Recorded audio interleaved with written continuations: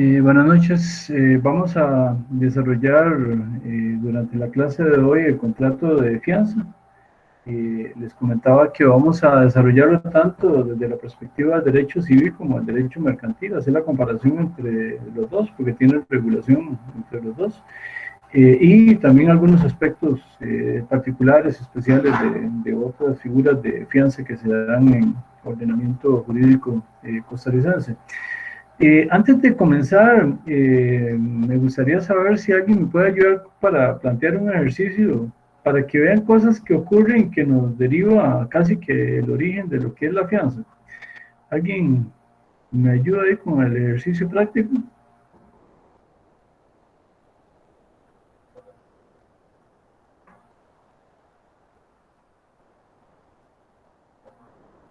A ver, alguien que me colabore.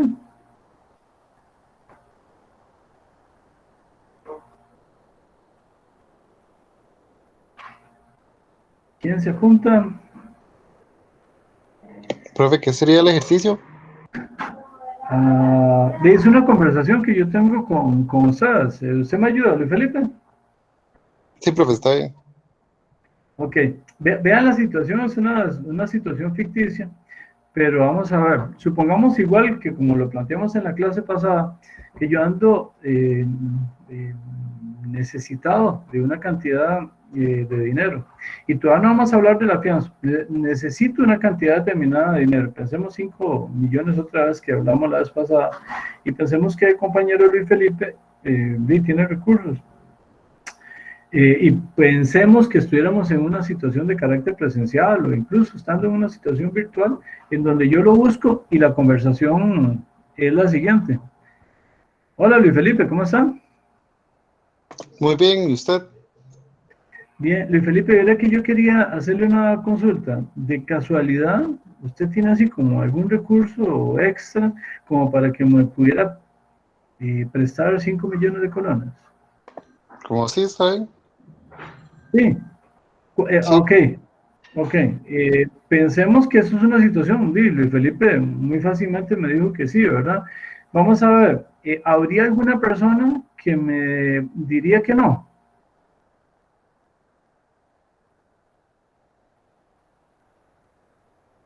Vamos a ver, Yo le diría que Stephanie. sí, pero con alguna garantía. Ah, bueno, Celeste me lo condicionó. Me dice, sí, yo se lo doy, pero con una garantía. Pero igual me está diciendo que sí. Stephanie, por ahí la veo, Stephanie Blanco, Stephanie Guillén, perdón, Stephanie Guillén. Stephanie, ¿está por ahí?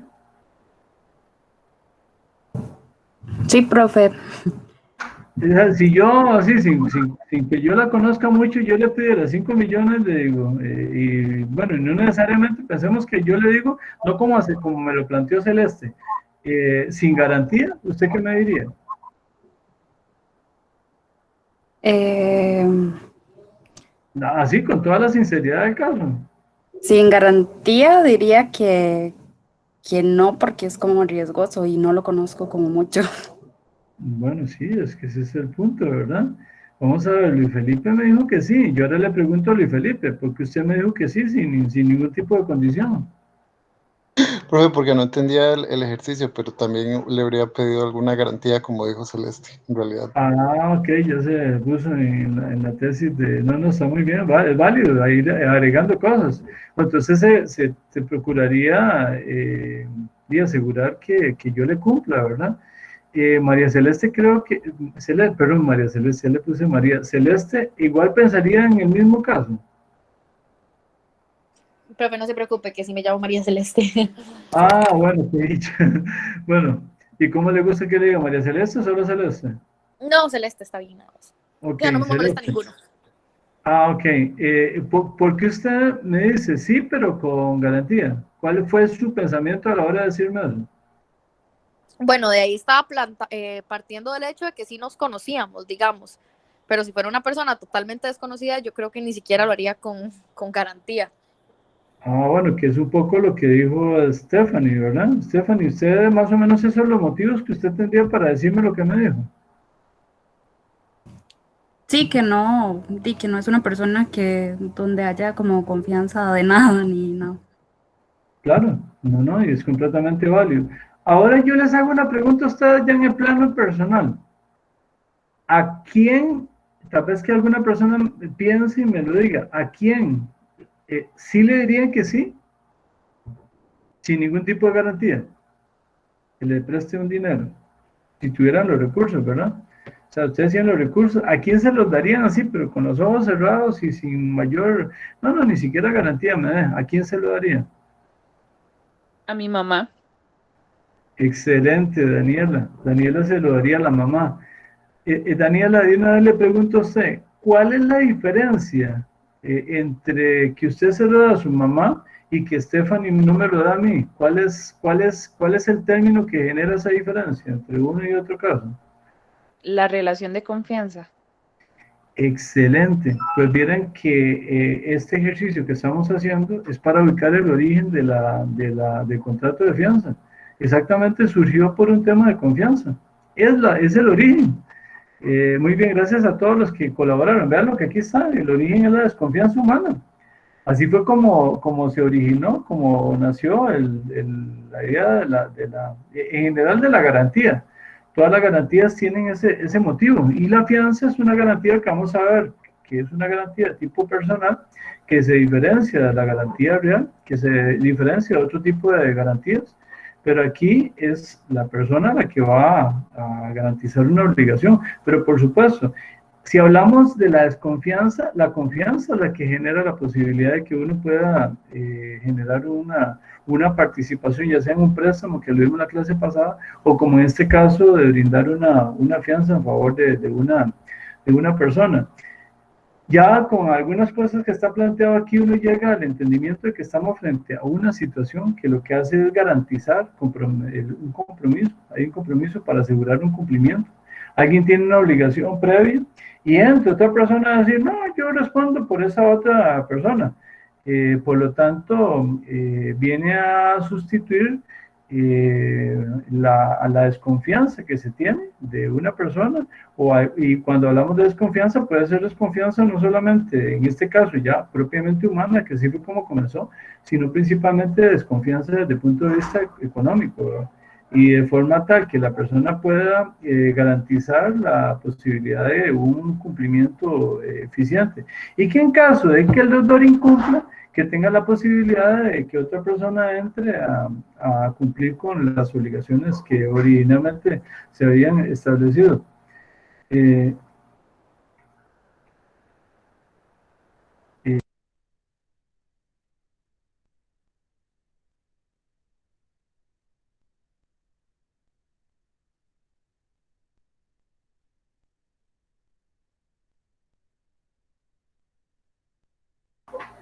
okay. Hay diferentes clases de garantías, ustedes van a encontrar y ya conocen dentro de la carrera una cantidad bastante grande de conceptos de garantía. Y vea toda la lista que está ahí. Algunas tal vez ustedes las conocen, hay algunas que incluso se repiten, ¿verdad? Pues la prenda y la hipoteca, por ejemplo, es convencional, pero también es formal. Por ahí está la fianza, que es una garantía simple o también se le llama personal. Y está la legal que vimos en el primer semestre, la de evicción, ¿verdad? Por ahí tenemos las arcas, vamos a verlo ahora un poco, el aval también vamos a hablar un poquito. Y tenemos, por ejemplo, en materia judicial también la posibilidad de encontrar formas de garantizar cumplimiento de obligaciones. Entonces vean que la gama de garantías es muy vasta, ¿verdad? Y vean que, por ejemplo, también tenemos, cuando ustedes van, por ejemplo, a realizar una compra y uno llega a un establecimiento comercial y le dice, quiero comprar una refrigeradora. Y entonces la persona, el que vende, si yo no tengo recursos, va a pedir una garantía a mí. Pero yo como comprador, y que está amparado en el caso de Costa Rica en la Ley de Promoción de la Competencia y Defensa Efectiva del Consumidor, yo le digo al vendedor, le empiezo a hacer preguntas, yo le digo el tamaño de la refrigeradora y las condiciones que tiene, digamos, de si tiene, digamos, posibilidad de hacer hielo, que si tiene agua, que si es de una puerta, que si es de dos puertas, qué tipo de corriente tiene, cuál es el motor que tiene, etcétera. Pero hay una garantía que yo le digo, ¿y cuál es la garantía de funcionamiento? Y entonces entonces le conceden a uno, el vendedor le concede a uno una garantía, diciendo que la garantía, que en la mayoría de los casos es legal, y en otros casos puede ser ampliada por el comerciante, eso es completamente libre, pero es que también se habla de garantía de funcionamiento. Entonces vean la cantidad de términos en los que se puede hablar de la palabra garantía. Bueno, en el caso de la garantía personal, en donde ubicamos el caso específico de la fianza, parte de un concepto de que el patrimonio responde por las deudas de alguien. Y ahí referimos al artículo famoso que vimos durante el semestre pasado, el artículo 981, que, bueno, ahí está la reseña, ¿verdad? Le llamábamos patrimonio prenda común de los acreedores. Si alguien tiene por ahí el Código Civil, lo podemos revisar en un momento para que vean qué es lo que dice. Pero en resumen es eso, ¿verdad? El patrimonio responde por cualquier deuda en el caso de un sujeto, de una persona. Sí, ese patrimonio, en el caso de la fianza, también viene a responder, porque el patrimonio responde por las deudas de uno, pero en el caso del fiador, pasa lo mismo. Si yo doy una garantía, es el patrimonio mío el que entra a jugar para responder por las obligaciones de un deudor. De ahí, por ejemplo, los compromisos que se adquieren, ¿verdad? Con un contrato de esta naturaleza, de un contrato de garantía de tipo personal. ¿Y por qué? Porque, y bueno, no sé si ustedes conocerán, yo sí conozco cantidad de casos de situaciones en que partieron también de una situación que a veces puede ser de confianza para otorgar una fianza determinada, pero también a veces es por relación hasta de tipo laboral. ¿Cuántas veces y digo, no sé si alguno tendrá alguna experiencia, les digo, yo sí conozco varias, en donde en un grupo de compañeros se ponen de acuerdo, hay una persona que quiere un préstamo y busca compañeros de trabajo que tal vez lo que tienen es una relación de tipo laboral y le dicen a la otra persona, ¿usted me daría una fianza? Esa es la conversación que se tiene. Y la persona, de buena fe, partiendo de la posibilidad o del hecho de que la otra persona vaya a cumplir, dice sí, y se apuntan en la fianza. Y les cuento que yo conozco cantidades de personas que en una circunstancia como esa y han tenido que después salir en carrera a pedir un préstamo o a que les embarguen el salario con motivo de haber otorgado una fianza. Eso no se da en todos los casos. En muchos casos sí, la persona es muy fiel al cumplimiento de la obligación y por lo tanto no se llega a un caso de que vayan a embargarle o generarle un daño de carácter patrimonial. Pero les digo, el fiador tiene su riesgo en el manejo de la ejecución del contrato de fianza. Ahora vamos a hacer algunos comentarios en relación con eso y un consejo: uno tiene que ser muy cuidadoso a la hora de determinar, en el caso de uno, a quién le concede una fianza. Y vamos a ver algunas consecuencias y características que tiene la fianza ahora para que vean los efectos que puede llegar a tener. Bueno, además del conjunto de arras como garantía, tenemos el caso de garantía, sí, tenemos además de la fianza, tenemos las arras. Las arras es conocida como señal de trato. Y tal vez ustedes conocen también alguna práctica que se da en materia comercial, es muy dado esto. Piensen en el caso de una persona que quiere comprarse un terreno. Pensemos en materia puramente civil. Una persona quiere comprarse un terreno y el dueño le dice, sí, hagamos una cosa, yo le mantengo durante un mes que no genero la venta del inmueble, pero usted me concede una cantidad o me entrega una cantidad de dinero para resguardar el que yo voy a tener durante un mes inmovilizado el inmueble. Existen dos posibilidades de lo que ocurre con las arras. Podría ser que se aplique en caso de que se adopte por la compra del inmueble, que se le aplique como que ese dinero se tenga como parte del precio, en cuyo caso pensemos si dieron por arras 5 millones y la propiedad valía 100 millones, cuando llegue a pagar lo que va a tener que pagar son 95 millones. Esa es una alternativa. La otra es establecer que si la persona, la persona que quiere adquirir el inmueble no quiere al final ejercer la opción de compra, el propietario del inmueble o el administrador que está haciendo el negocio tiene la posibilidad de dejarse esa cantidad en concepto de una afectación, una penitencia, una pena, digamos, por no haber cumplido con esa cantidad o digamos, con haber aplicado la opción de compra.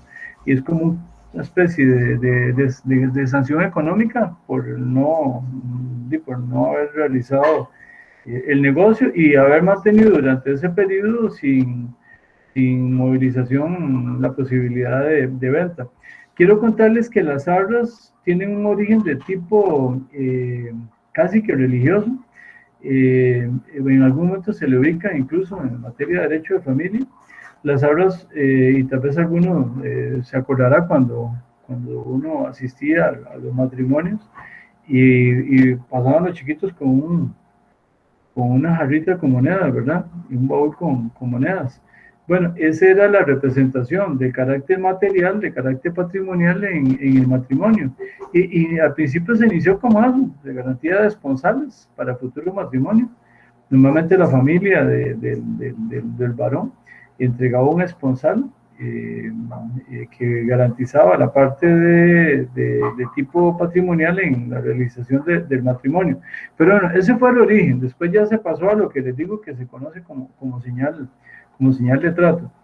En el caso de Costa Rica, claro, sí hay dos regulaciones, tanto en materia civil como en materia comercial. Ahí están, ahí les quedan las referencias.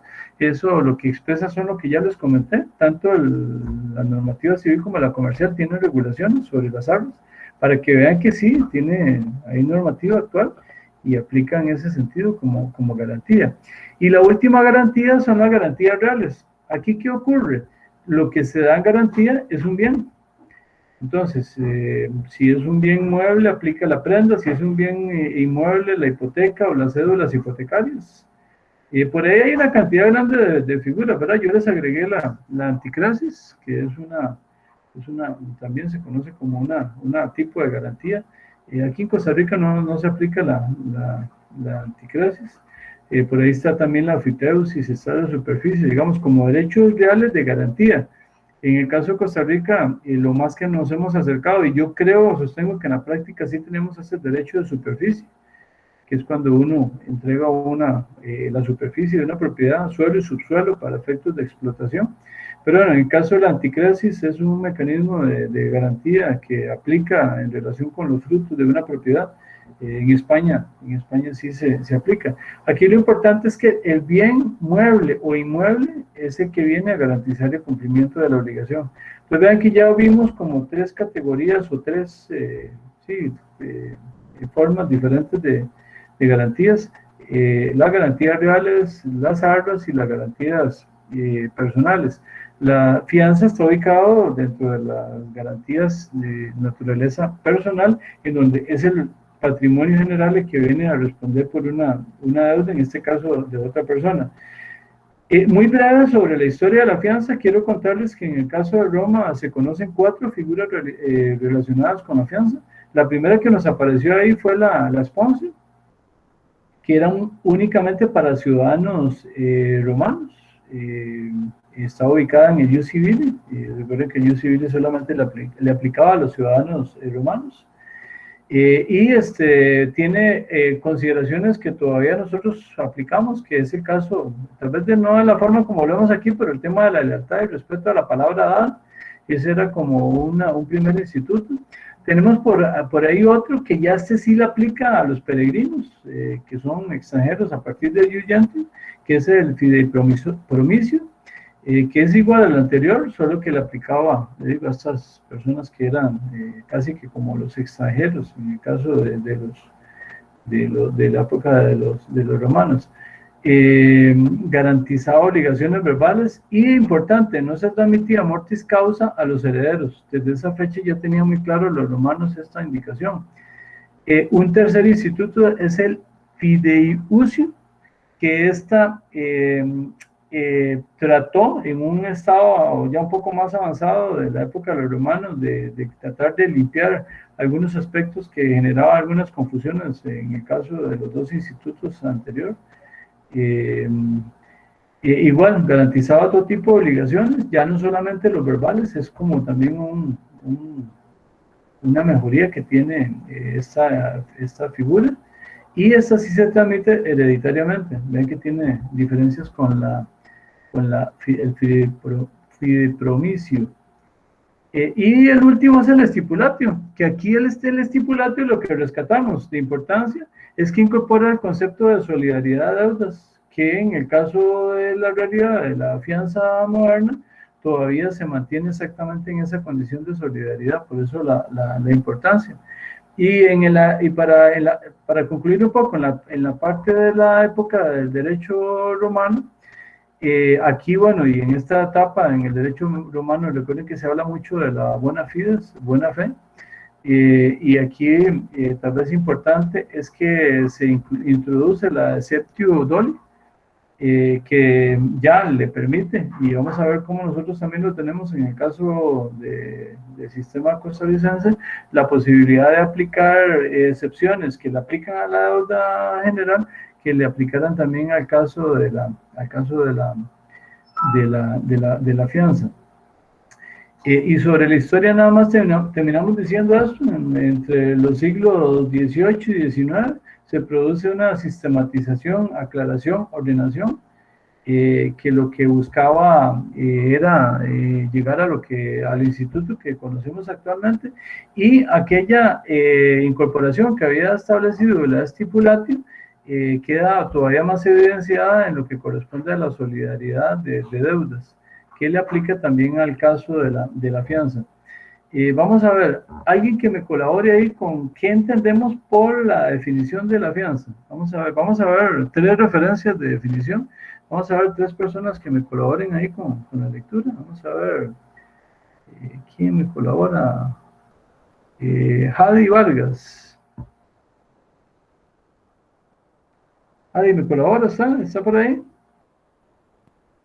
Sí, profe, estoy por aquí. Ok. ¿Qué es lo que dice esta definición? A ver si me ayuda. Dice, es aquel contrato que sirve de respaldo o garantía sobre una obligación adquirida con anterioridad, contrato accesorio, por el cual una tercera persona distinta del acreedor y del deudor se obliga al cumplimiento de una obligación principal subsidiariamente, es decir, cuando el deudor o fiador anterior no la cumplen. Ok. Vamos a ver. Aquí hay otra definición. A ver, Gloriana Víquez. ¿Y me ayuda ahí con esta lectura de esta definición? Está bien, profe. Habrá fianza cuando una de las partes se hubiere obligado accesoriamente por un tercero y el acreedor de ese tercero aceptase su obligación accesoria, de donde resulta que la fianza es un contrato, pues exige un acuerdo de voluntades entre el fiador y el acreedor, cuyo crédito es garantizado. Vean que qué cosas de lo que nos acaba de leer Gloriana, que vean que es interesante. El contrato de fianza es entre el fiador y el acreedor. Aunque el deudor es el que muy probable es el que salga a buscar al fiador, la relación directamente es entre el fiador y el acreedor. Ahora lo vamos a ver cuando veamos los sujetos, para que vean las partes que intervienen y cómo participa, cuál es la función de cada uno de ellos. Y bueno, para terminar, hay una referencia de don Alberto Brenes Córdoba que dice lo siguiente. Me colabora por ahí Carlos Pantoja, por favor.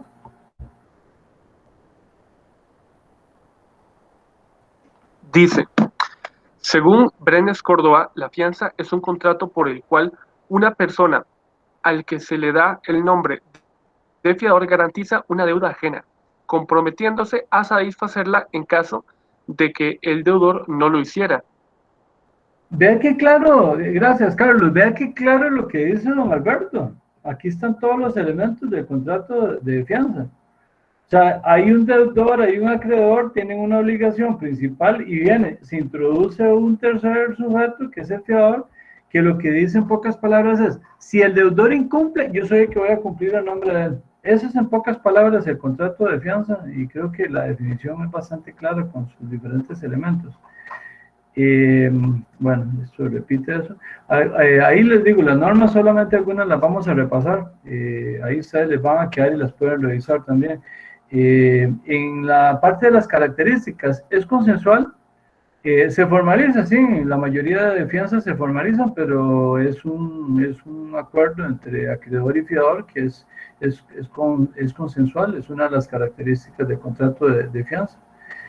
Bueno, ahí está alguna referencia también de normativo en el Código Civil. Tal vez aquí importante este párrafo primero: la fianza no se presume, debe ser expresa y no puede extenderse a más de lo contenido en ella. ¿Y por qué? Porque las partes tienen que tener claras sus obligaciones. Entonces, a pesar de que es consensual, tiene que incorporarse posteriormente en documento formalizado. Es unilateral y gratuito, y aquí hago una observación. Profe, perdón. Sí, Daniela. Sí, señor, tengo una pregunta. Por supuesto, claro. Por ejemplo, yo tengo un préstamo y tengo una fianza. Sí. Y ahora con esto que hicieron por lo del COVID, que están como alargando los préstamos, Sí. digamos, como yo tengo el préstamo, yo voy y digo, bueno, suspéndamelo. Y el banco me lo va, bueno, no sé si me reajusta la cuota o me alarga el plazo. Ahí yo me imagino que mi fiador no va, pero entonces igual se corre la fianza, aunque no haya Correcto. financiador. Sí, sí, como este contrato es de naturaleza accesoria, lo que ocurre con el crédito principal, en principio sí lo afecta también el contrato accesorio, que sería la fianza. Por lo tanto, en un arreglo de esos que está haciendo con motivo de la pandemia, el acreedor tiene la posibilidad de llegar y decir: no, yo lo que voy a hacer es que voy a ampliar el plazo. Si usted el contrato de la deuda principal se le vencía el 1 de julio del 2021, yo se lo voy a atrasar 6 meses más, sin que me pague durante este periodo, por decir algo, de 6 meses, simplemente que usted me va a tener que pagar en 6 meses más para allá, después de lo que habíamos acordado, en cuyo caso se vencería a finales de diciembre del año entrante. Ahora, el contrato es accesorio. Aquí vamos a ver, y en ese sentido, ¿por qué aplica la accesoriedad? Porque la suerte del principal persigue a este contrato accesorio, igual que como ocurre con materia de las defensas. Eso implica que el fiador, vamos a ver, o más bien el acreedor, no puede llegar y decirle al fiador: el deudor me dejó de pagar desde el 30 de marzo. Y quiero que usted me pague. El fiador lo que le va a decir: porque yo le voy a pagar por ese periodo si usted le concedió un plazo de no pago por 6 meses. Y el acreedor tiene que respetar que si él dio esa concesión en favor del deudor, también beneficia directamente al fiador. Ante la pregunta de si se tiene que formalizar, digamos, esa situación, digamos, de traslado en el plazo, es muy posible que el acreedor le comunique al deudor de la situación, pero que haga lo mismo también con los fiadores. Emite un acto en el que le comunica al deudor: vea, yo durante un periodo de tiempo no le voy a cobrar en esa condición que yo les comenté. Y la misma comunicación se las hace al fiador. Eso genera se presumiría que ese plazo adicional que le dio al deudor igual le aplicaría directamente para el fiador. Esa sería la situación que se da en el caso de la ampliación de plazo. ¿Sí le quedó claro, Daniela? Sí, señor, gracias. Con gusto. Les decía que es unilateral porque el que adquiere obligaciones es el fiador, el acreedor es completamente pasivo. Y lo que les decía, se origina en relaciones de amistad, de familia, pero también yo le agrego que más bien es el que más problemas genera en las relaciones laborales, y en el que corresponde o que está regulado en materia civil es gratuito. Quiero aclararles, y lo vamos a ver un poco más adelante, de ahora se los digo, que en el caso de la materia mercantil sí podemos encontrar tipos de fianzas onerosas. Entonces, para decirles que aquí esta característica de la gratuidad es una característica de las fianzas civiles. Bueno, ya les mencioné que es accesorio, depende en todo sentido de lo que ocurra en el principal. Desaparece la deuda, desaparece también la fianza. Es una consecuencia directa de esa consideración o esa condición de accesoriedad. Les comentaba, sujetos que participan del contrato de fianza son 3, pero vamos a ver cuál participación tiene, porque hay uno que es el activo, que es el fiador, que es el que garantiza el pago de la deuda en caso de incumplimiento por parte del deudor. Tenemos al acreedor, es quien acepta el ofrecimiento y por lo tanto lo establece en un contrato para que garantice la obligación del deudor. Y el deudor, que es el que busca el fiador, es una persona ajena al contrato de fianza. O sea, el contrato lo mantienen entre fiador y acreedor, porque la relación del deudor sigue siendo con el acreedor. Ahora, hay muchos contratos, y ustedes tal vez lo habrán visto, en que todos llegan a firmar, ¿sí? El mismo documento firman, solo que cada quien asume las obligaciones que le corresponden. El deudor asume todas las obligaciones con motivo del crédito, de la obligación que contrae. Y el fiador entraría, después de que ya se ha constituido el derecho de crédito, entran a participar posteriormente y se comprometen con el acreedor. Para que vean qué interesante, ¿verdad? Aquí son 3 personas, pero el fiador, que aunque entra en una relación de confianza, en principio, de vinculación, de conocimiento, de parentesco, con una persona, al final no participa de esa relación entre fiador y el acreedor. ¿Quiénes pueden ser fiadores? Bueno, aplicarían las reglas de capacidad a nivel para comprometerse. Esas serían las condiciones de los elementos de la fianza. Por ahí están las relaciones de solvencia. En cuanto a los elementos de la fianza, también tenemos el objeto. Y vean que es interesante lo que se señala aquí. Todas las obligaciones pueden ser afianzadas, sean civiles, naturales, accesorias, principales, deberían de un contrato de la ley o de incluso de un hecho ilícito. Vean la cantidad, es abiertísima, ¿verdad? Dice que puede ser incluso persona incierta en que se establezca a favor la fianza.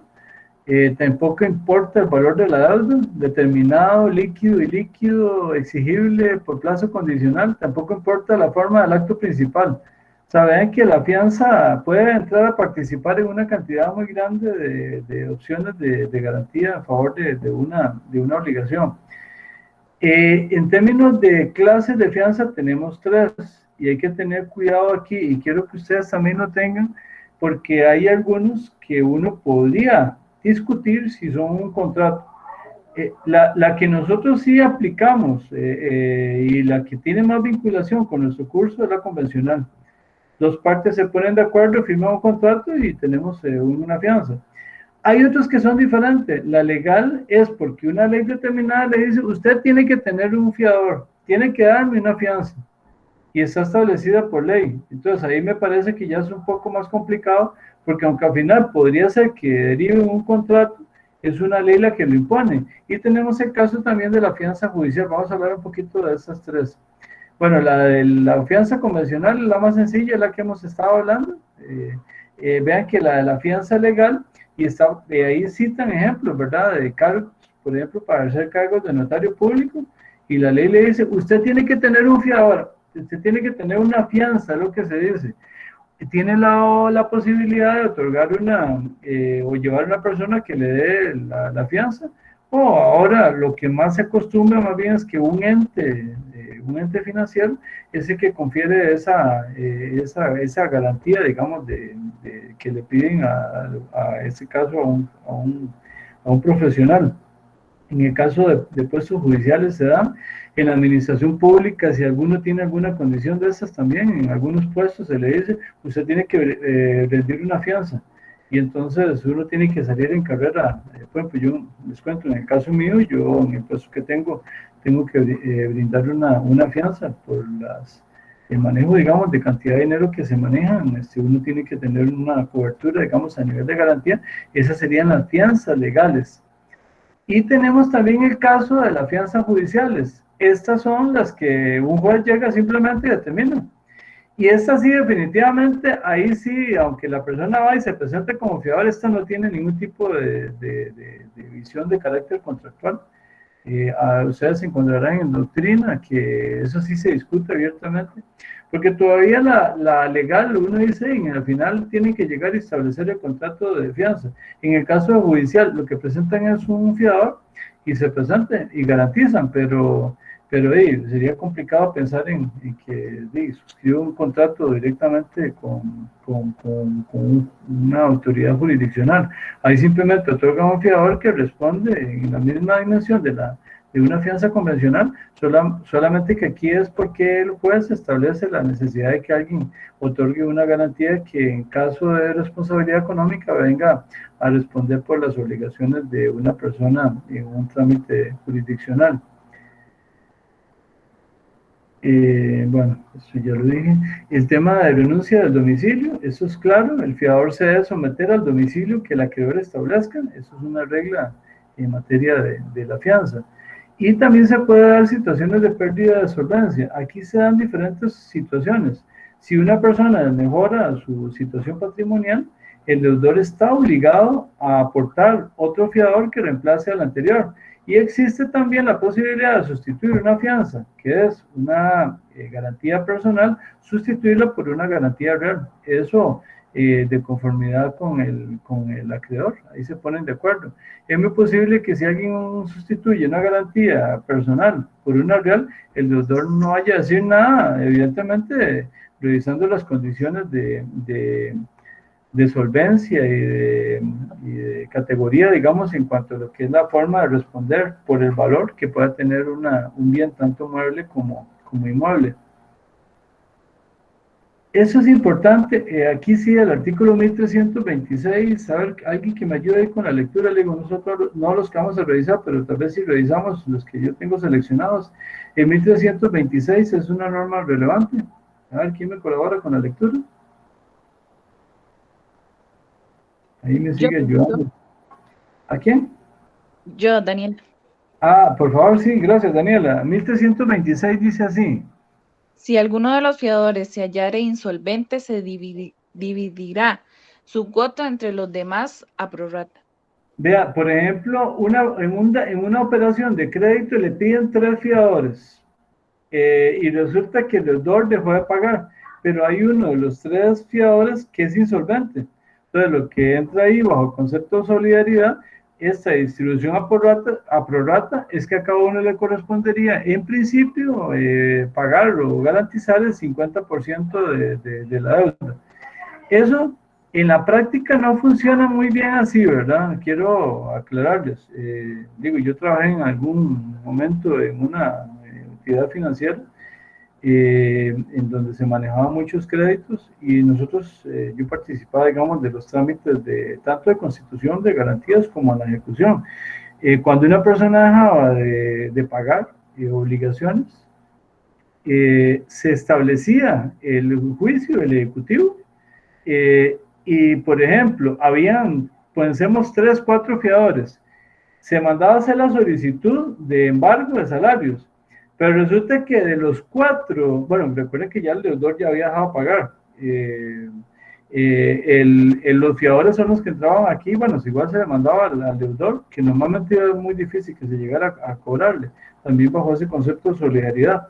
Pero, por ejemplo, si había uno de los fiadores que se le pudiera cobrar la totalidad de la deuda y se le pudiera aplicar un embargo, a esa persona se le seguiría cobrando. Vamos a ver ahora qué pasa con ese fiador que paga, pero porque podría también reclamarle al deudor y a los otros fiadores posteriormente para que le paguen. Pero le digo, son inconvenientes que a veces se tienen en esta materia de que sea una persona que es muy ordenada, que no tiene mucho embargo, no tiene muy comprometido el salario, y si le cae un embargo por motivo de una fianza, es posible que la totalidad se la cobren a esa persona. Bueno, esto ya les comentaba que el fiador puede pedir que le apliquen a sí mismo las excepciones que aplican para la obligación principal. Era un poco vinculado con lo que Daniel ahora preguntó. Esto no, ahí les quedan los artículos. Este sí, el relevo de la fianza. Vamos a ver qué pasa cuando se produce una situación de que el fiador exija al deudor, le aseguro, o le releve la fianza. Dice así el artículo 1324. El fiador puede, aun antes de haber pagado, exigir que el deudor le asegure o releve de la fianza. 1. Si el deudor sufre menoscabo en sus bienes, de modo que se halle en riesgo de quedar insolvente. 2. Si pretende ausentarse de la República. 3. Si se obligó a relevarle de la fianza en tiempo determinado y éste ha transcurrido. 4. Si la deuda se hace exigible. 5. Si han transcurrido 10 años no teniendo la obligación principal, término fijo y no siendo la fianza por título oneroso. Ok, entonces, gracias Daniela. Esas son como las reglas para que las conozcan ustedes de cuándo el fiador puede decirle al deudor, no, sustitúyeme en una situación de fianza para no caer frente a una condición, digamos, de riesgo y comprometer también el crédito que está garantizando. En el caso del pago, y les había adelantado también un poco a esto, el fiador perfectamente puede llegar, sea voluntariamente, que ocurren muchas situaciones de operaciones crediticias, como que puede ser también que lo llevaron a la vía judicial y terminó pagando la totalidad. ¿Esto qué implica? Que le puede cobrar al deudor y le puede también reclamar en forma subsidiaria a los cofiadores. En forma sustantiva, digamos, en lugares de crédito, principalmente cuando aplica operaciones de crédito mercantil, cuando antes de llevarlo a la vía judicial se acostumbra realizarle llamadas a los fiadores y decirle, vea, el deudor que usted tiene en relación con esta operación dejó de pagar, localícelo, le doy una semana para que lo localice y nos diga qué pasó, porque si no lo vamos a tener que demandar a usted. La persona va y lo busca, se acerca y dice, no, vea, no, el deudor definitivamente cayó en una situación económica que no va a poder honrarla, y él tiene dos posibilidades. Podría ser que llegue incluso con otros fiadores, pensemos que eran 3 fiadores, llegan los 3 fiadores y hace un arreglo de pago directamente con la financiera sobre el crédito que tenía el deudor, y después a ellos les emiten una certificación de pago y con esa certificación se pueden ir a la vía judicial a realizar el cobro. En algunos casos, si el deudor había caído en una situación de insolvencia o se perdió, ya no está, le digo, igual esos cobros son casi que imposibles, ¿verdad? Así que la posibilidad de pago posterior a veces resulta nugatorio, no se da.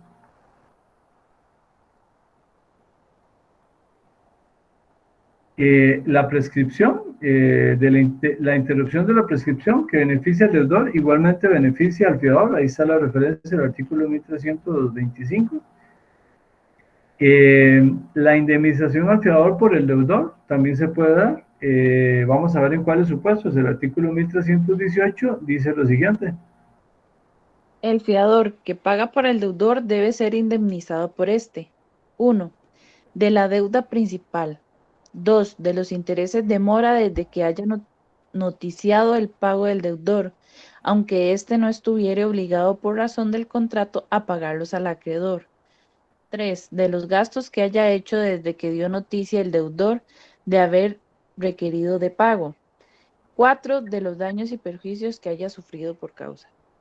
Ese es un derecho, gracias Daniel, ese es un derecho del fiador. Lo que pasa es que les digo, es bastante complicado pensar que un deudor que no honró las obligaciones con el acreedor, podría ser que tenga alguna bonanza económica y vuelva a tener patrimonio y posibilidades de que llegue a pagar, ¿verdad? Pero esos son los conceptos que tendría que reconocerle al fiador en caso de que llegara a esa situación. La extinción de la fianza, extinguía la obligación principal, se extingue la fianza, ya se los indiqué. Bueno, también el cambio de sustitución de la garantía. Esta parte no. La diferencia entre la fianza civil y comercial. Don Joaquín Rodríguez, tratadista, un mercantilista por naturaleza, nos dice así, dice, será mercantil cuando la fianza sea onerosa y practicada por una empresa, Dice, no basta que la fianza sea onerosa para que sea mercantil, sino que precisa que sea realizada en forma habitual. ¿Y eso por qué lo advierte? Porque podría ser que una empresa o una sociedad anónima brinde una fianza y no necesariamente lo tenga como la actividad. Y por apoyar a alguien les dio una fianza para garantizar, pero no es que se dedique a eso. Pero hay empresas que sí se dedican de forma habitual, en forma profesional, a realizar fianzas. Sigue diciendo don Joaquín Rodríguez. Así pues, la fianza será mercantil cuando sea realizada por una empresa dedicada a ello, institución de fianzas, lo que implica el concepto de onerosidad, pues ninguna empresa podría dedicarse profesionalmente a dar fianzas gratuitas, actitud que estaría en contraposición con el concepto mismo de la empresa. Vean que yo les aclaro que podría ser que en algún caso se establezca, ¿verdad? Habría que ver cuáles razones tuvo una empresa para darlo sin obtener un tipo de beneficio. ¿Podría haber alguna justificación? En principio no, porque las empresas buscan lucro y la fianza podría ser que si es gratuita no le genere ese lucro. Tendría que ser muy justificado y determinado en forma casuística para ver qué es lo que origina la existencia de esa fianza de materia mercantil. Y ven que aquí está un cuadro en donde ustedes ya tienen la relación entre una y otra. La fianza mercantil, vamos a ver, tal vez vayamos haciendo uno y uno y para que me colaboren, a ver, dos personas que vayan haciendo, uno la fianza comercial y otro la fianza civil. Vamos a ver quién. Ah, bueno, ¿Quiere yo Fiorella, y me una, ayuda profe? por ahí Jennifer Venegas. Sí, Ok, claro, ahí lo profe. tiene. Vamos a ver. Fianza comercial. En la primera diferencia, ahora vamos a ver semejanzas también. La primera diferencia, ¿qué ocurre con la comercial? La realiza una empresa que se dedica a dar fianzas, entre otras actividades. ¿Qué ocurre con la civil, Jennifer? La realiza normalmente una persona física o una empresa, pero no como una actividad habitual. Ok. Fiorella. La fianza comercial es onerosa. ¿Y la civil? Normalmente es gratuita, salvo acuerdo de partes. Muy bien. Fiorella. La fianza comercial es una actividad habitual. ¿Y Jennifer? La fianza civil no es una actividad habitual, sino ocasional. Muy bien. ¿Participación por ahí del Estado en el caso de la comercial, Fiorella? En la comercial debe contar con autorización del Estado para realizar esa actividad.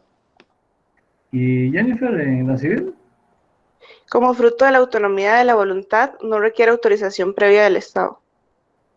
Y por último, el tema de la publicidad.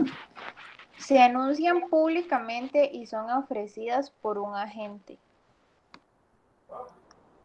Y las fianzas Jennifer. civil no se anuncian públicamente ni son emitidas por un agente. Excelente, muchas gracias a las dos, como para no oírme yo y que me oigan solo a mí, ahí tienen otra visión, ¿verdad? Para que vean un comparativo entre las dos. Y a nivel de semejanza, vean, ambas son garantías personales, ¿sí? Ambas responden por deuda ajena y no deuda propia también. Y se puede ofrecer por persona jurídica, ya lo vimos, ¿verdad? En el caso de la materia civil, que no sea una actividad de tipo habitual. Después, estas son dos características fundamentales de las fianzas, la solidaridad y la subsidiariedad. ¿Qué significa una y otra cosa? Que son diferentes. En el caso de la solidaridad significa que el acreedor le puede reclamar el pago tanto al deudor como al fiador o los fiadores, indistintamente, simplemente se puede ir contra cualquiera. Les decía que incluso si hay alguno que tiene mejores condiciones desde el punto de vista patrimonial, es posible que se lo cobren toda esa misma persona. En la mayoría de los casos, si el deudor se desaparece o no paga, se busca que se le cobre a todos los fiadores, y en los créditos comerciales se buscan 2 o 3 fiadores, incluso a veces hasta más, para tener más opciones de cobro. Esa sería la solidaridad, que vean que venía desde el tiempo del estipulatio en el derecho romano. Y el caso de la subsidiariedad es diferente, para que no los confundamos. Aquí es que el fiador puede oponer el beneficio de excusión. ¿Qué significa la excusión? Es el derecho que tiene para que el acreedor intente primero satisfacer su crédito agrediendo el patrimonio del deudor, se dice. ¿Qué significa esto? El derecho de excusión. el fiador se da cuenta de que el deudor sí tiene patrimonio, simplemente que no quiere pagar. Y entonces presenta ese beneficio de exclusión para que el acreedor primero se vaya contra el deudor. Ese es un derecho que tiene el fiador de aplicación subsidiaria, pero tiene que demostrar esas condiciones patrimoniales para que el acreedor se vaya directamente contra él. La fianza puede ser limitada para una porción del crédito, puede ser ilimitada para la totalidad del crédito. Esas son características de las fianzas también. Y por aquí entramos ya para terminar con algunos tipos especiales de fianzas o de garantías de naturaleza personal que se acercan a la fianza. El caso del aval, que es una garantía personal cambiaria, se le aplica la letra de cambio y el pagaré. ¿Y qué es lo que significa? Obliga al avalista de igual manera que aquel a quien se garantiza. Ese es el concepto, digo, aplica específicamente en títulos de crédito y principalmente en la letra de cambio. Entonces, en el mismo título se le pone atrás un aval, que no es otra cosa que una garantía de tipo personal, es un tipo de fianza también. Estas son regulaciones del aval en materia de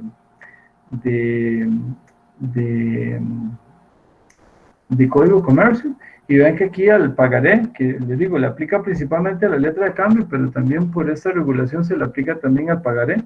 Entonces también, le digo, por naturaleza de la letra de cambio, pero al pagaré también se le puede adherir un aval. Tenemos, por otro lado, las cartas de crédito, que tal vez ustedes han escuchado en algún momento. Este es un instrumento de mucho uso a nivel de comercio, principalmente de comercio internacional, que más que una garantía se le conoce como un instrumento de pago. Yo lo veo más como un instrumento de pago, pero si viene a decirle a una persona que tiene una deuda, al acreedor, hay alguien que va a garantizar que el deudor cumpla lo que se vaya a establecer. Ahora vamos a ver un ejemplo, un gráfico para que vean cómo funciona la carta de crédito, tal vez las cosas más importantes. Se le llaman créditos documentarios también, por aquellos si lo han visto bajo esa otra denominación. Y vean que a qué se obliga irrevocablemente en un banco, y aquí son los bancos los que aplican las créditos, cartas de crédito documentario o cartas de crédito. Al realizar un pago a un beneficiario que es usualmente vendedor o exportador de productos o el prestador de servicios contra la presentación de ciertos documentos acreditivos del cumplimiento de las obligaciones de comprador o prestatario. Vean, vayan llevando la cuenta de quienes participan aquí. Hay un importador y hay un exportador, y ya nos va a aparecer un banco que va a garantizar una operación. Vamos a ver que después participa más. ¿Qué más tiene que hacer? Acepta, paga, en su caso, descuenta letras de cambio libradas por el beneficiario. Adelanta sumas al vendedor, si es necesario. Y 4, autoriza a otro banco a realizar las prestaciones indicadas. Entonces vean que ya nos aparece un segundo banco. Entonces puede ser un banco que está cerca en ese caso, por ejemplo, del importador, y otro banco que está cerca del exportador. Vamos a ver cómo, les digo en la práctica, cómo funciona.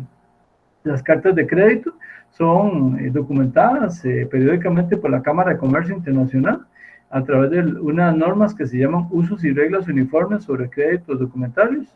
Ahí está la versión más actualizada de las Usos y Reglas Uniformes del 2007. Y vean que esto era lo que quería que vieran. Y le digo, tal vez lo ven así como enredado, pero verán que al final no es. Ubíquense así. Hay un importador y el importador requiere mercadería de este exportador, que este sería es el solicitante y este es el beneficiario. Ubíquense primero en la parte de abajo del cuadro. ¿Ok? Bueno, están todos los trámites de naturaleza aduanera, etcétera. Este le pide productos y este se lo envía. Este importador, este exportador. Vamos a ver, aquí ¿quién tiene que pagar? El que paga es el importador por los productos que le vende el exportador.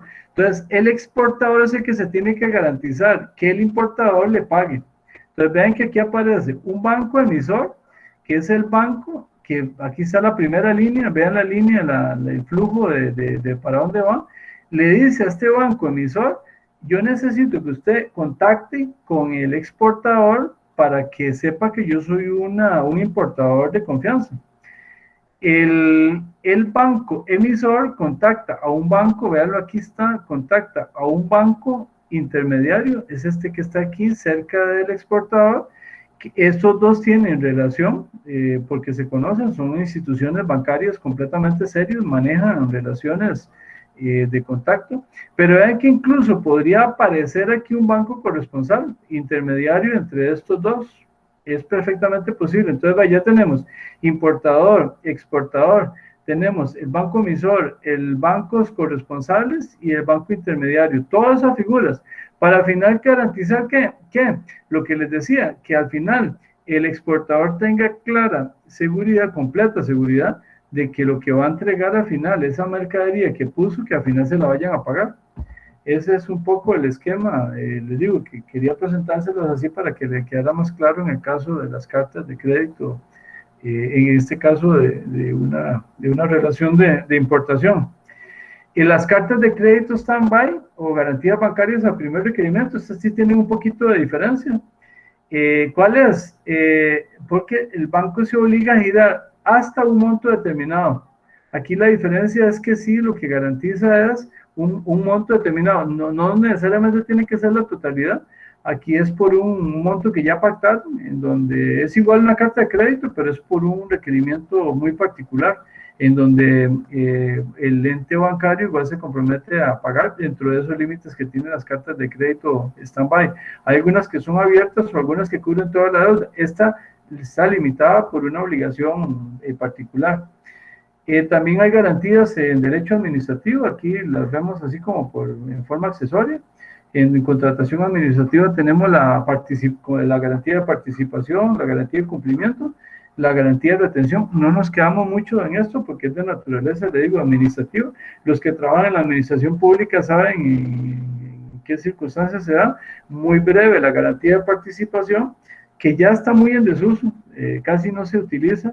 Es una forma de comprometer la oferta que se presenta en un procedimiento de contratación administrativa, donde todavía son oferentes. La de cumplimiento es cuando ya hay adjudicatario y se le pide, una vez para formalizar contratos, se le pide, para perfeccionar el contrato más bien, se le pide la garantía de cumplimiento. Y la de retención, que se utiliza no siempre, pero que también es una posibilidad de garantía, que es cuando sobre las facturas en ejecución de contrato, la administración se deja un porcentaje, normalmente no muy alto, como un 5% de cada factura, lo va reteniendo como una garantía adicional. Entonces son también mecanismos de garantía en derecho administrativo, y por ahí también están, en el caso de la administración tributaria, se tiene el aval bancario y también el fideicomiso de garantía, funcionan también como mecanismos o figuras semejantes a la fianza. El seguro de caución era el que les decía, que aplica en en muchos casos de la fianza legal, en donde por la ubicación que tiene una persona en un puesto, un trabajo, se le pide que garantice el manejo de recursos que hace. Esto es lo que a veces se conoce también como póliza de fidelidad, lo emite un ente bancario. Y aquí está la definición de seguro de caución, muy breve. El tomador del seguro es la persona que en el plano relacional externo al seguro funge o fungirá como deudor.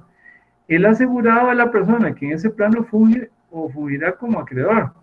El asegurador, por su parte, se obliga a pagar o indemnizar al asegurado en caso de que el tomador incumpla las obligaciones garantizadas. El asegurador que paga se subroga los derechos del asegurado y puede accionar contra cualquier obligado, incluido el tomador. Esa es como la definición más concreta del seguro de caución, repito, también conocida como pólizas de fidelidad. Y bueno, ahí les queda las referencias de las normas en el Código de Comercio, también esas no las vamos a ver.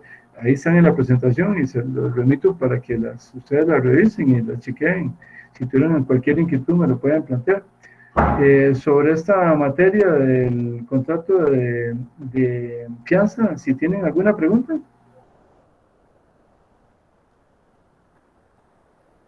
Profe, yo tengo 3 dudas, pero son rápidas. La primera es sobre los límites de la fianza respecto a las deudas indeterminadas. ¿Usted mencionaba que existe la posibilidad de que las deudas sean indeterminadas. ¿Qué pasa, por ejemplo, si es indeterminada? Pero indeterminadas, no, ilimitadas. Ah, ilimitada, perdón. Ajá. Limitadas y limitadas. Y tampoco es que sean limitadas en el sentido pleno, ¿verdad? Porque la diferencia entre las limitadas y las ilimitadas es que la limitada es porque es un pedacito de la deuda. Y se habla de que es ilimitada porque cubriría toda la deuda. O sea, tampoco es que es ilimitada en el sentido de que va a cubrir todas las deudas del deudor. No, es sobre una deuda concreta, pero es la totalidad de la deuda. Entonces, la otra es una porción de la deuda y esta sí sería la totalidad de la deuda. Perfecto, gracias. La segunda pregunta es sobre el relevo. ¿El relevo extingue la obligación de las obligaciones del fiador?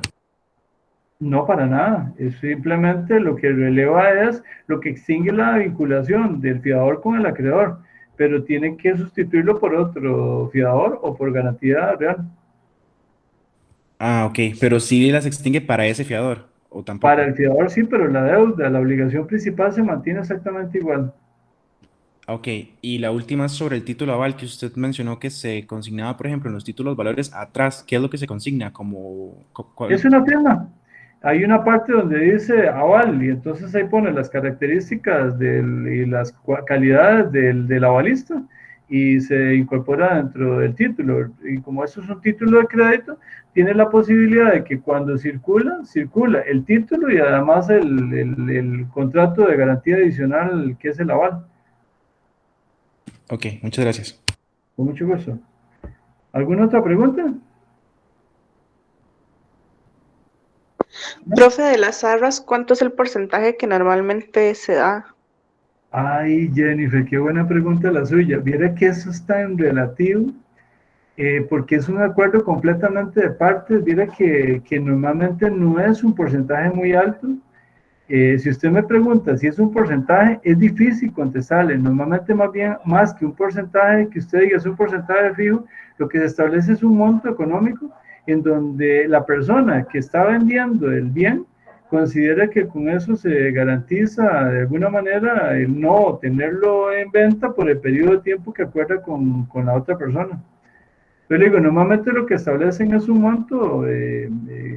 Yo, por ejemplo, puse el monto de los 5 millones en relación con los 100 millones. Ahí estaríamos hablando de un 5% de la deuda. Pero era que no hay regla. Las partes se ponen de acuerdo y definen cuál es el monto que va a incorporarse por concepto de arras o señal de trato. Gracias. Hay algunos, Jennifer, le hago la aclaración, hay algunos, gente que vende bienes que sí tienen ya tarifa establecida. Y entonces le dice, si usted quiere que yo le sostenga esta posibilidad, esta opción de venta, yo le establezco un porcentaje, pero se lo definen y la parte tiene la libertad de decir, lo tomo o no lo tomo. Porque una persona podría decir, en un caso determinado, no, sí, yo tengo gran posibilidad que en una semana recibir una cantidad de dinero. Pero, por ejemplo, si usted está supeditando la venta de la propiedad al estudio que le haga una entidad financiera para ver si le concede un préstamo, usted no tiene la seguridad, por ejemplo, de que en un mes se lo vayan a resolver, uno, y no tiene tampoco seguridad de que haciéndole el estudio económico determine la entidad bancaria que las condiciones que usted tiene son para que le den el préstamo. Entonces puede ser muy riesgoso. Y eso tendría que valorarlo la persona a la hora que va a realizar la solicitud correspondiente. Y si considera que es muy riesgoso, tiene que llegar y establecer si toma o no toma la opción.